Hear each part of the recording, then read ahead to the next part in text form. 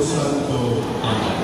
Sumainyo ang kapayapaan. At sige. Minamahal ko mga kapatid, bilang isang bayan na natitipon sa habag ng Panginoon, puspos ng kagalakan at puno ng pasasalamat, ating ipahayag ang buong kagalakan. Ang Panginoon ay muling nabuhay. Alleluia!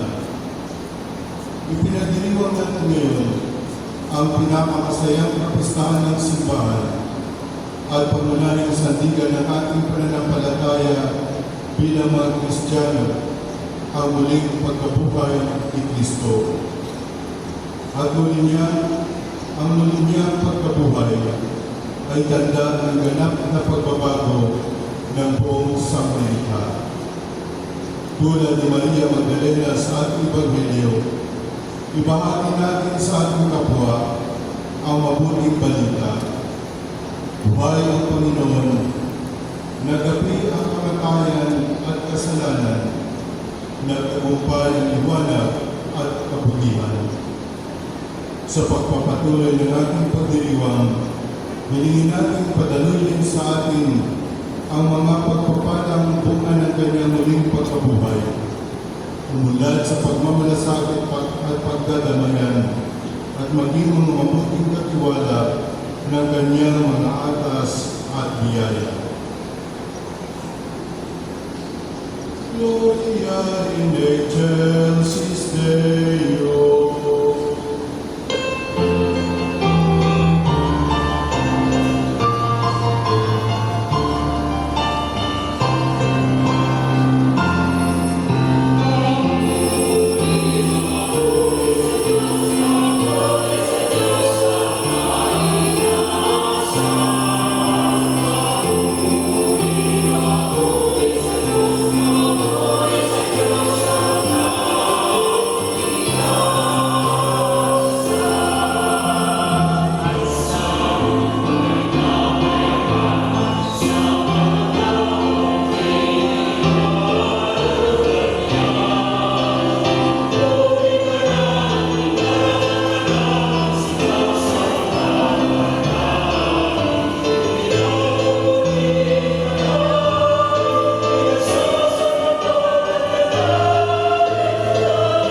Mas bongga, maanong tuka, magsalo tayo sa Kanya.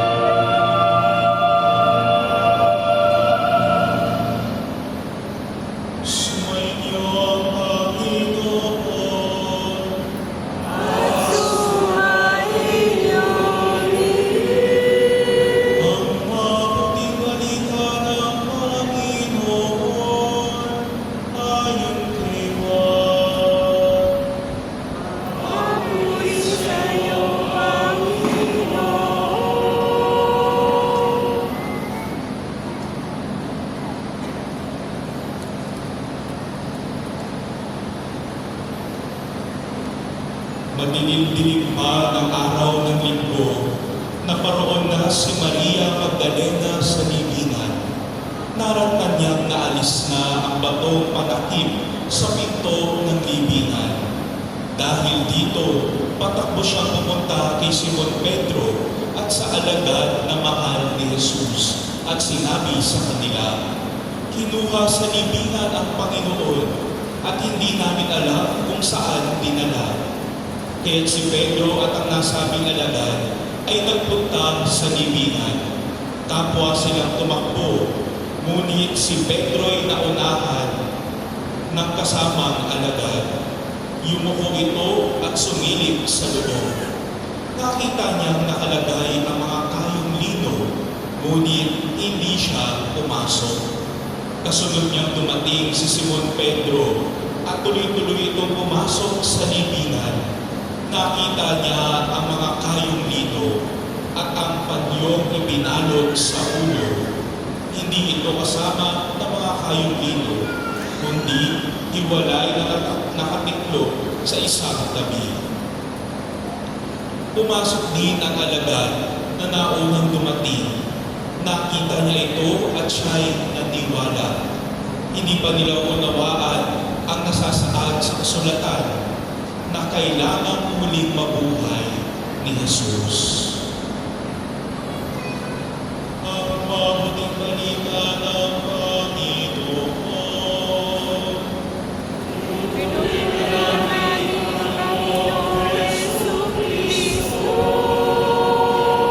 Magtingin na tayo sa pagbabasbas ng aklat ng mabuting balita.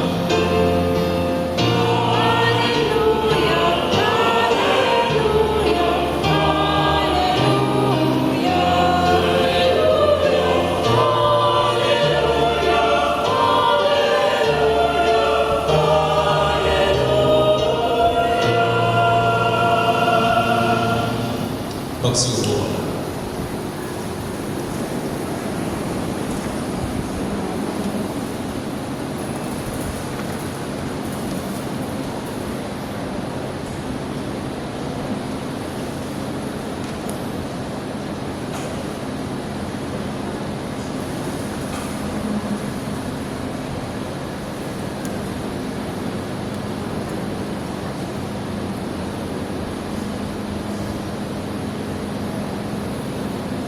Reverend Father Anton Pascual, Reverend Father Roy Belian, other celebrating priests, my dear brothers and sisters in Christ. Last night, the Church kept vigil, just as Mary and the apostles once did. Pondering in the depths of their heart what seemed to be the defeat of the Lord. The tomb was sealed. Guards were posted. The enemies of Christ believed they had silenced him forever. But we stand here this day because the stone was rolled away. Because Christ is risen. This is our faith, this is our joy, and this is our hope. This Easter day takes place in a very special year, the Jubilee year of hope, a time when the Church invites us to rediscover how the resurrection of Jesus is the foundation of Christian hope. Let us reflect on three truths that give meaning to this day. First, hope defies darkness. The enemies of Christ sought to secure his tomb forever. Go and secure the tomb as best as you can. They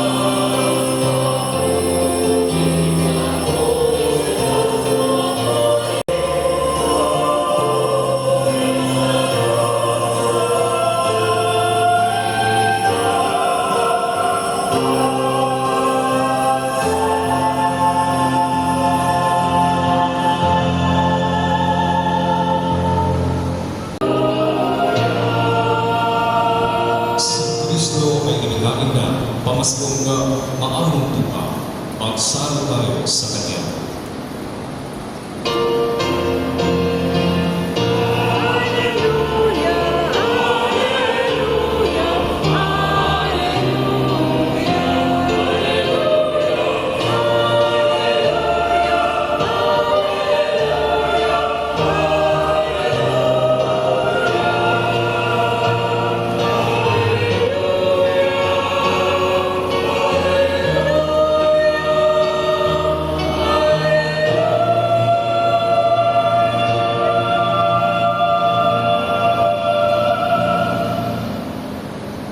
Sumainyo ang Panginoon.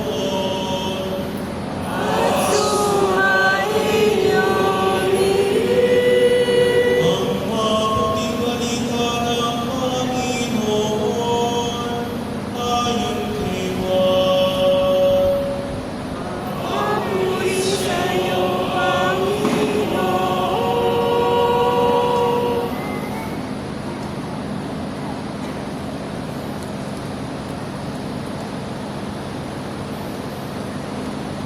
Madilim-dilim pa ng araw ng linggo, naparoon na si Maria Magdalena sa libingan.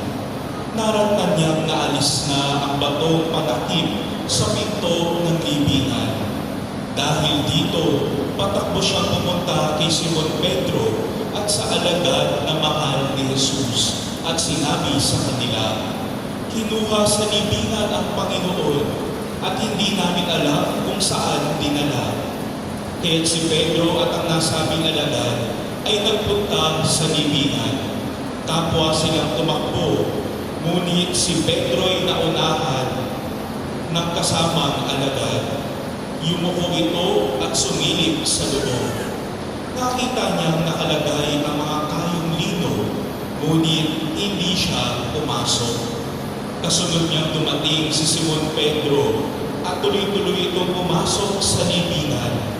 Nakita niya ang mga kayong lino at ang padyong ibinalot sa ulo. Hindi ito kasama ng mga kayong lino, kundi hiwalay na nakatiklop sa isang tabi.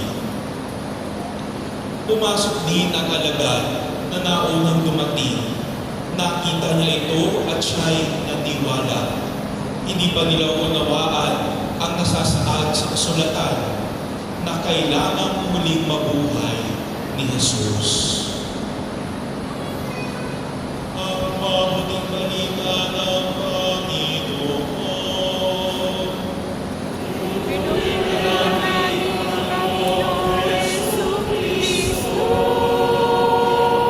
Magtingin na tayo sa pagkabasbas na aklat ng mabuting balita.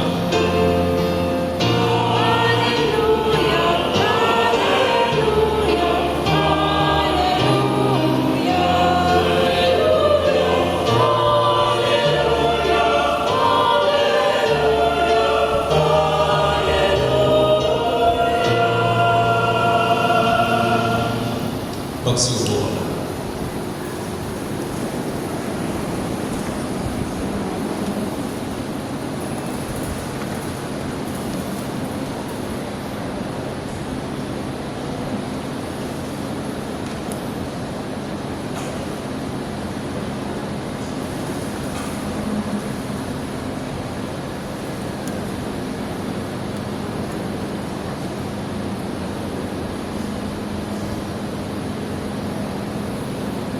Reverend Father Anton Pascual, Reverend Father Roy Belian,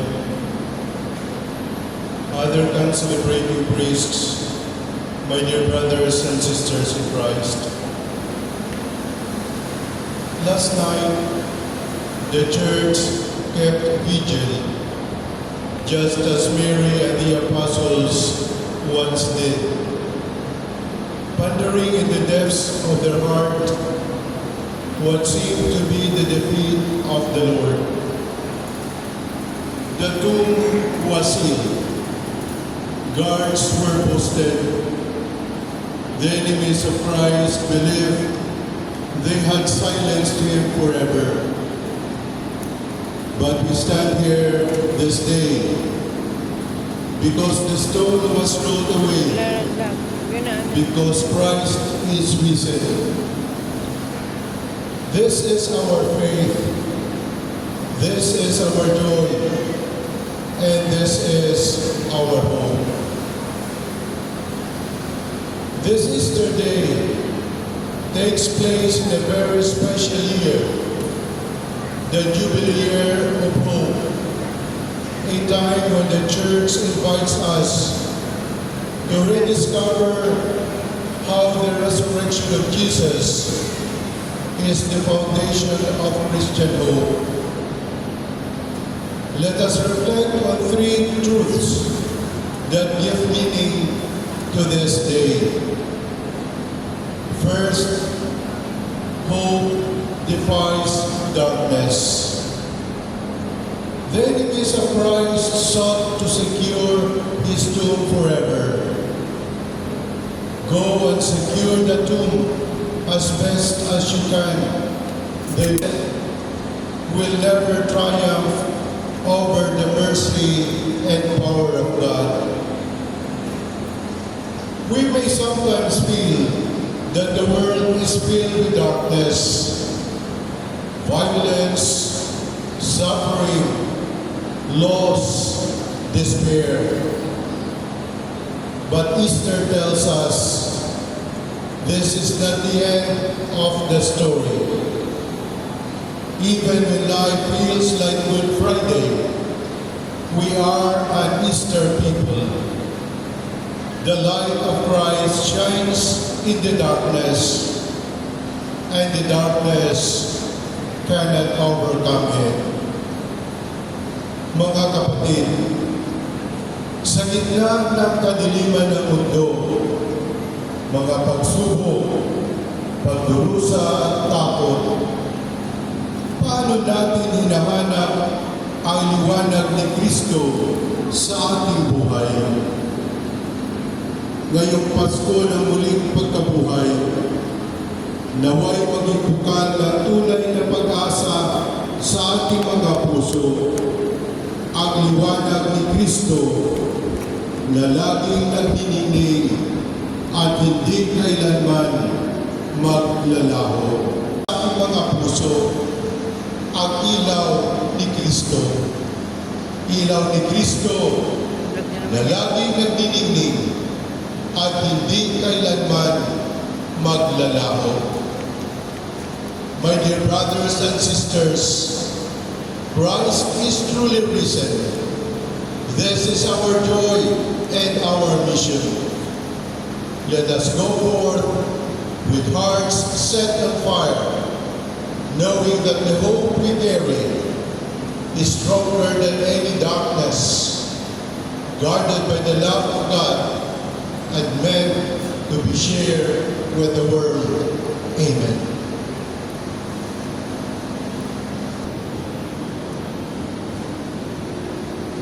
Magsigayon tayo.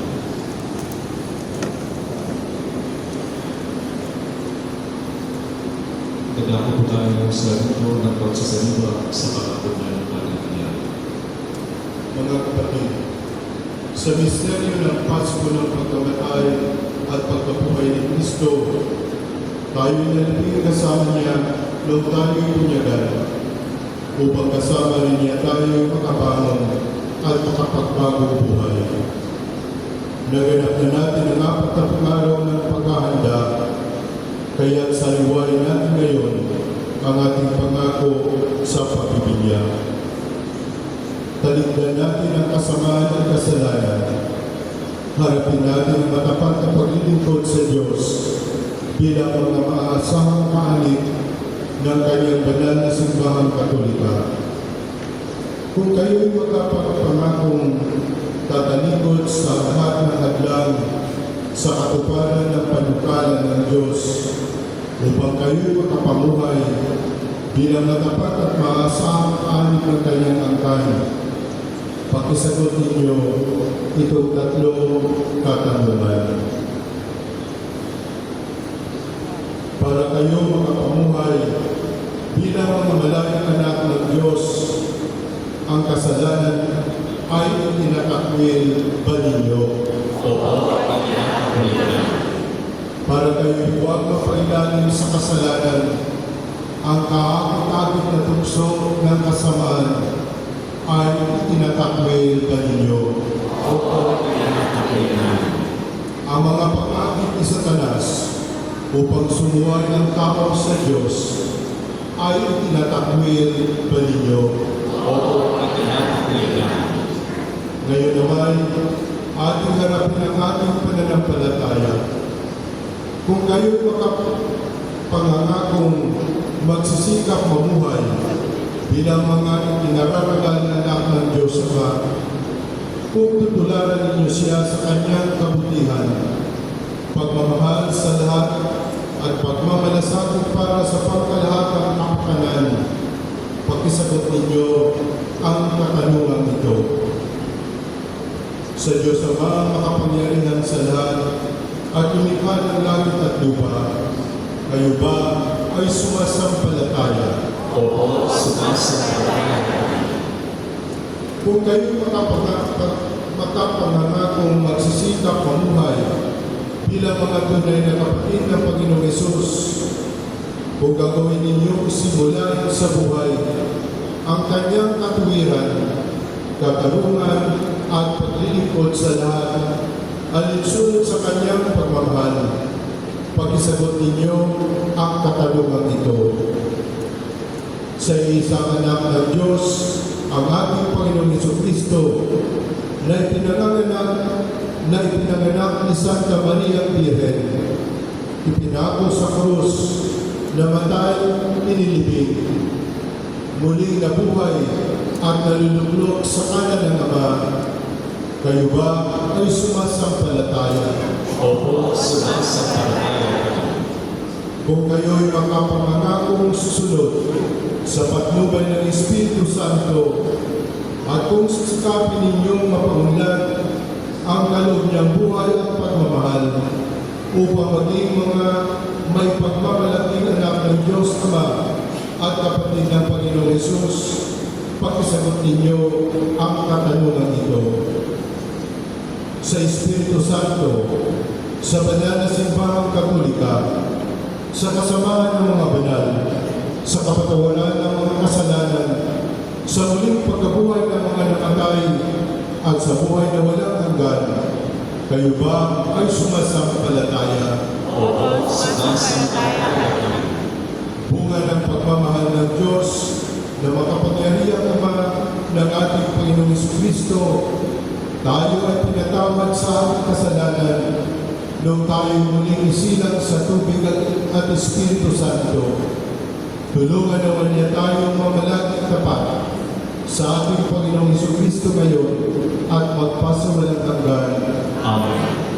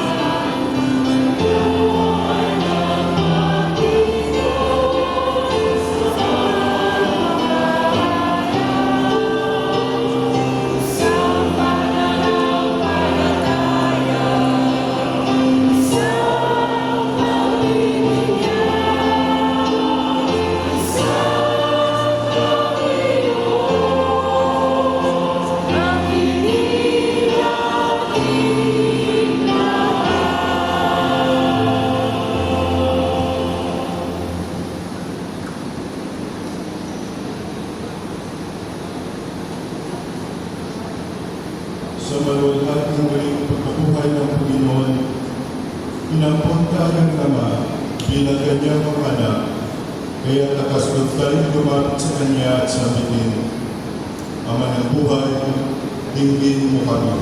Ama ng buhay, dinggin mo kami. Ipahayag nawa ng buong simbahan ang kagalakan ng muling pagkabuhay ng Panginoon. Manalangin tayo sa Panginoon. Ama ng buhay, dinggin mo kami. Magsumikap nawa ang mga pinuno ng mga bansa upang maranasan ng lahat ang kapayapaang dulot ni Kristo muling ng buhay. Manalangin tayo sa Panginoon. Ama ng buhay, dinggin mo kami. Matagpuan nawa ng kabataan si Jesus ang tunay at wagas na kaligayahan at ibahagi sa kanilang kapwa ang ligaya at tindiya. Manalangin tayo sa Panginoon. Ama ng buhay, dinggin mo kami. Madama nawa ng mga dumaranas na matinding kalungkutan ang pag-asa at ligayang hatid ang muling pagkabuhay sa pamamagitan ng ating pakikinig at paggalinga sa kanila. Manalangin tayo sa Panginoon. Ama ng buhay, dinggin mo kami. Para sa kapayapaan sa mundo at para sa mga nagdurusa dahil sa kalupitan ng digmaan at kahirapan. Ipag-atinawa ng Diyos ang mundo mula sa lahat ng karanasan at limitamang pagkakit sa kapangyarihan upang ang lahat ay mabuhay na may kapalantagan at kalayaan. Manalangin tayo sa Panginoon. Ama ng buhay, dinggin mo kami. Makaisalawa ni Kristo sa kanyang kaluwalhatian ang mga mahal natin pumanaw. Manalangin tayo sa Panginoon. Ama ng buhay, dinggin mo kami. Ama namin mapagmahal, puspusin mo kami ng biyaya at kagalakan at ng muling pagkabuhay ng anak mo aming manunubos. Hiniling namin ito sa pamamagitan niya na aming Panginoon. Amen. Magsuko ang lahat.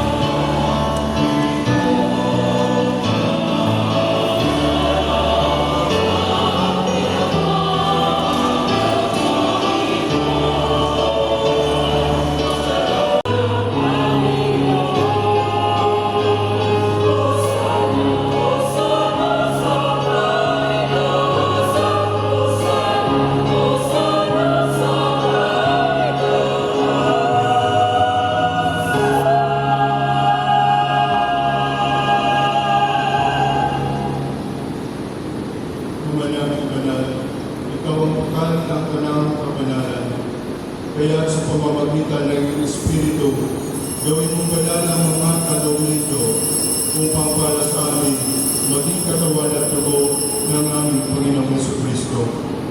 Bago niya pinagpisa ko sa loob na maging handog, Hinawakan niya ang tinapay, pinasalamatan kanya, pinaghati-hati niya iyon, iniabot sa kanyang mga alagad at sinabi, "Tanggapin ninyong lahat ito at kanin.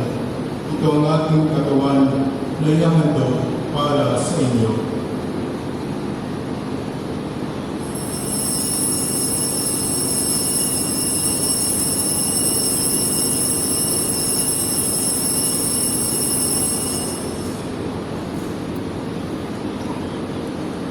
Gayun din naman nung matapos ang hapunan, hinawakan niya ang kalis, muli kanya ang pinasalamatan, inabot niya ang kalis sa kanyang mga alagad at sinabi, "Tanggapin ninyong lahat ito at inumin. Ito ang kalis ng aking dugo, na bago at wala hanggang tipan. Ang aking dugo ay ibubuhos para sa inyo at para sa lahat, sa ikapagpapatawad ng mga kasalanan. Gawin ninyo ito sa pag-alala sa akin."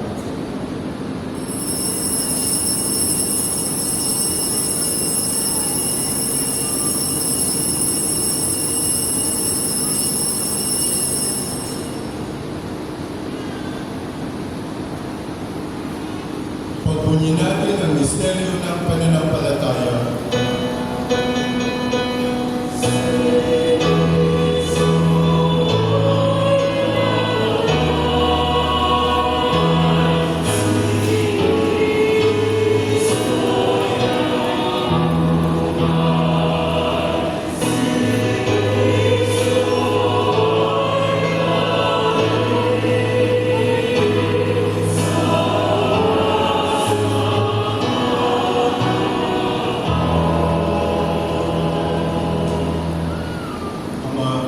Ginagawa namin ngayon ang pag-alala sa pagkamatay at muling pagkabuhay ng iyong anak.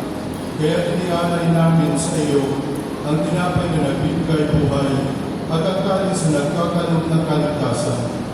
Kami nagpapasalamat dahil kami huminarapan at tumayo sa harap mo para maglingkod sa iyo. Isinasama namin kaming magsasalo-salo sa katawan at dugo ni Kristo ay mabuklod sa pagkakaisa sa pamamagitan ng Espiritu Santo. Ama, linapin mo ang iyong simbahan na gana sa buong daigdig. Puspusin mo kami sa pag-ibig kay San Francisco na aming Papa at ni Jose na aming Obispo at na Tanang Kaparian. Alamanin ko rin ang mga kapatid namin nanay na may pag-asa po sila lahat ay muli mabubuhay. Gayon din ang lahat ng mga pumanaw. Kaawaan po sila at patuloyin sa inyong kaliwanagan. Kaawaan ng pagpaging napatin kaming lahat ng kasalo sa inyong buhay na walang wakas. Kay isa ng mahal na Birhen Maria, ay Ina ng Diyos, ng kanyang kabiyak ng puso, San Jose, kay isa ng mga apostol at ng lahat ng kabanal na namuhay dito sa daigdig ng kalugod-lugod sa iyo, ay pagdiwang nawa natin ang pagpupuri sa ikararangan mo sa pamamagitan ng iyong anak na aming Panginoong Jesucristo. Sa pamamagitan ni Kristo, kasama niya at sa Kanya, ang lahat ng parangal at papuri ay sa iyo, Diyos Amang makapangyarihan, kasama ng Espiritu Santo, magpasawalang hanggan.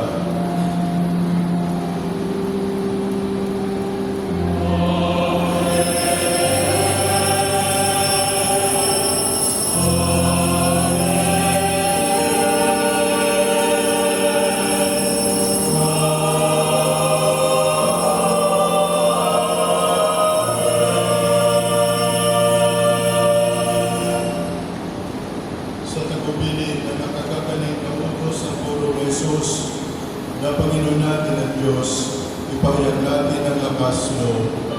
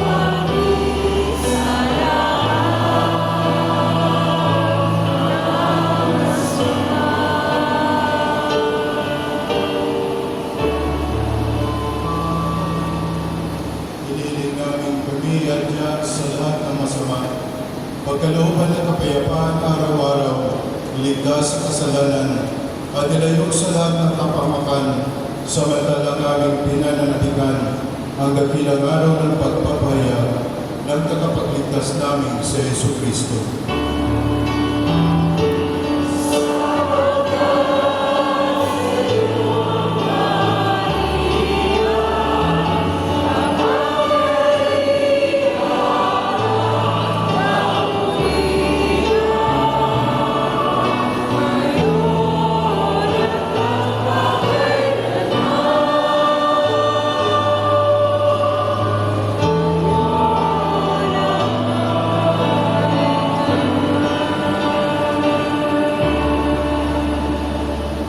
Panginoong Jesucristo, sinabi mo sa iyong mga apostol, kapayapaan ang iniwan ko sa inyo, ang aking kapayapaan ay binibigay ko sa inyo. Tungayan mo ang aming pananampalataya at huwag ang aming mga pagkakasala. Pagkalooban mo kami ng kapayapaan at pagkakaisa ayon sa iyong kalooban, kasama ng Espiritu Santo, magpasawalang hanggan. Amen. Ang kapayapaan ng Panginoon ay laging sumainyo. At sumayin. Magbigayan kayo ng kapayapaan sa isa't isa. Kapayapaan po sa inyo lahat ng kapayapaan.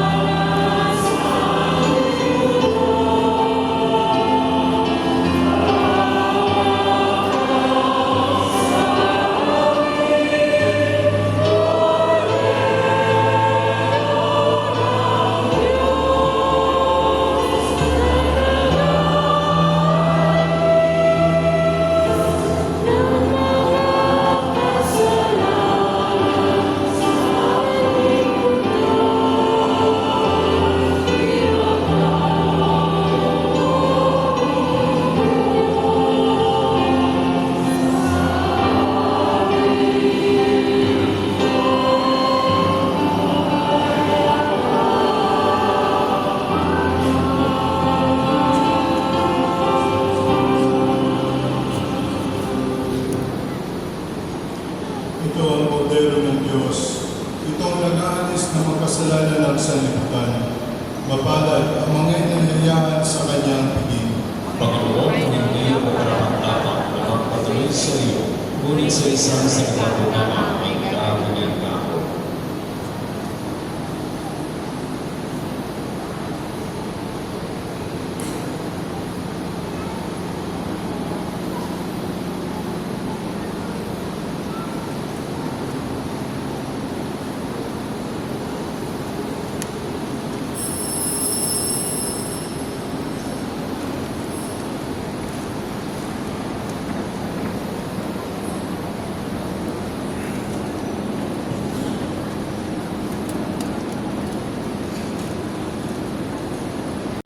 Radio Veritas Global Corporation, walang iba kundi ating ginagalang na Arsobispo.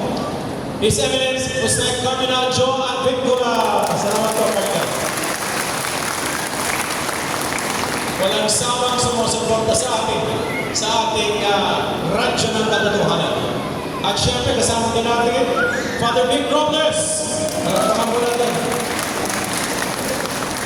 The Private Secretary of Cardinal Joe, Father Nico Lidera.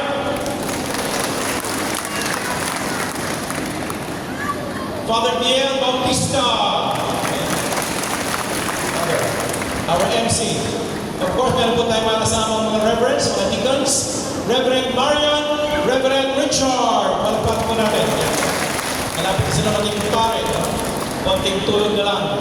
At syempre, pinagmamalaki po natin ang Grand Champion of the Himig ng Tuhanan of Veritas 846 2024. Ang nanalo po, sila po nanalo na choir at ang composition nila, Vox Anime. Palapag po natin. Meron din naman tayo next year, pagkandaan nyo na. Festival of Songs. And of course, we have to thank also, pasalamatan natin ang liturgical ministry ng Radio Veritas. No? Yung mga nasa-Christian dyan, parang di kayo bagay. Magbarong ka lang kayo. At syempre, kasama po natin, pamantasan ng lungsod ng Maynila, Campus Ministry. Federation of Filipino-Chinese Free Rescue Emergency and Civic Association. Ang pong ating first aid. Thank you very much. At syempre kasama po natin ang pamantasan ng lungsod ng Maynila. Palagpakan po natin ang ating paggamit ng lugar ito. Special mention kay Dr. Clifford Zurita that arranged for the use of this beautiful educational organization. And of course, our Vice President of Radio Veritas and soon will be the President and CEO of Veritas 846 effective May 2. No other than my sidekick partner in crime. Kung ako si Batman, siya si Robin, pero magiging Superman na, si Father Roy William.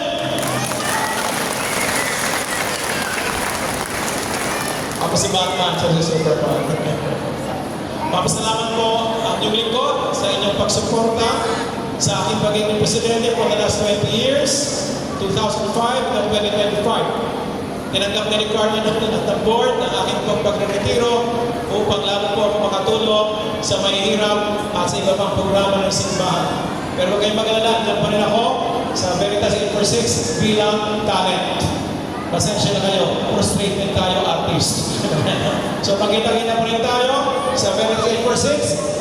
Sumayin nyo ang katotohanan. Salamat po.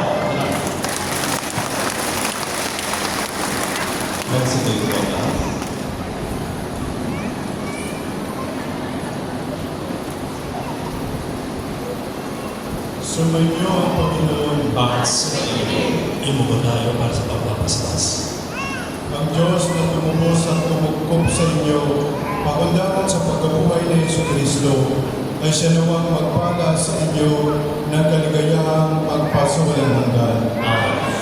Kayong pinagkalooban ng manunubos, nang walang aliw na kalayaan, ay pagkamtinuan niya ng kanyang pamanang buhay na walang hanggan. Amen. Dahil kayo ay kaisa niyang pumangon mula sa kamatayan, pakundangan sa pananampalataya at binyag, kayo naway makatambal ng mga nasa kalangitan, pakundangan sa inyong mabuting pamumuhay, ngayon at magpasawalang hanggan. Amen. Pagpalain kayo ng makapangyarihang Diyos, Ama, Anak, at Espiritu Santo. Amen. Humayo kayo, taglay, kapayapaan, upang ang Panginoon ay mahalin at paglingkuran.